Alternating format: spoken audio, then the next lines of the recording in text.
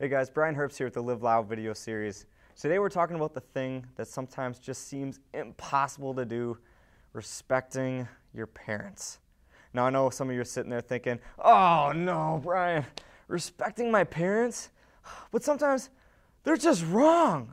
They're just wrong. I mean, how can I be respectful when they're not even right? That's a good question. What if your parents are wrong? What's the best way to handle that? Why should we be respectful in general? What does it really mean to honor your father and your mother? Let's check it out. Respect your parents, honor your father and mother. Do you have any idea how hard that can be? My dad's a jerk. My mom doesn't care about me. She just is always telling me what to do and what I can't do. Honor my father and mother? Well, that's easy, but not with my parents. That's what sometimes we feel like. I mean, I've felt that way many times growing up.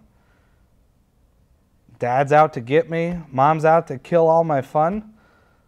So what's the point? Why bother doing this? Well, the answer may be as simple and easy as this. From Ephesians chapter 6.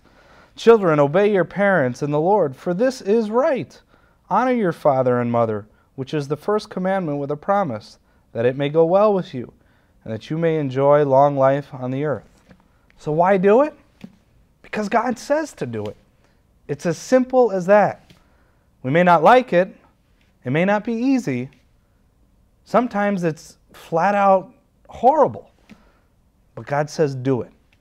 And so we have to take God seriously at that. And Paul says it's the first commandment with a promise.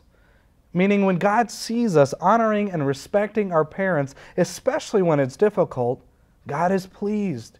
He finds great joy in seeing His children doing what He commanded them to do. So we honor, we love, we respect.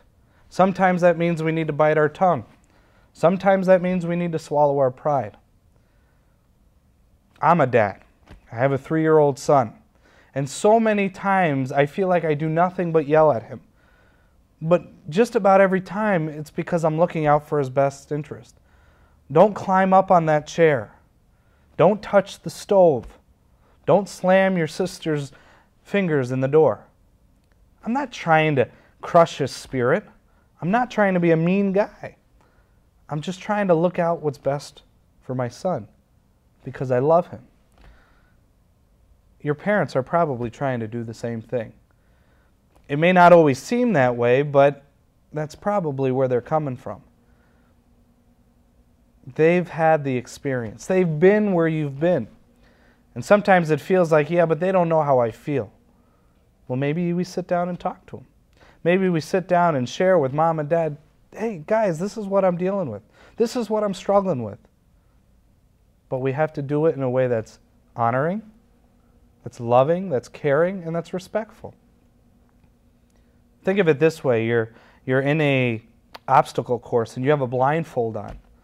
Well, if you want someone to lead you through that obstacle course, do you want them to be blindfolded as well?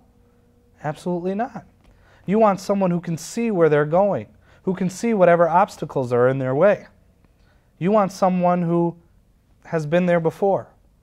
And your parents can be that way. Your parents can be so helpful for you. Honor, respect, love, and cherish. It's not always easy. I get that. I know that. I've been there. But it's what God says is good. He says this is what is right and good to do.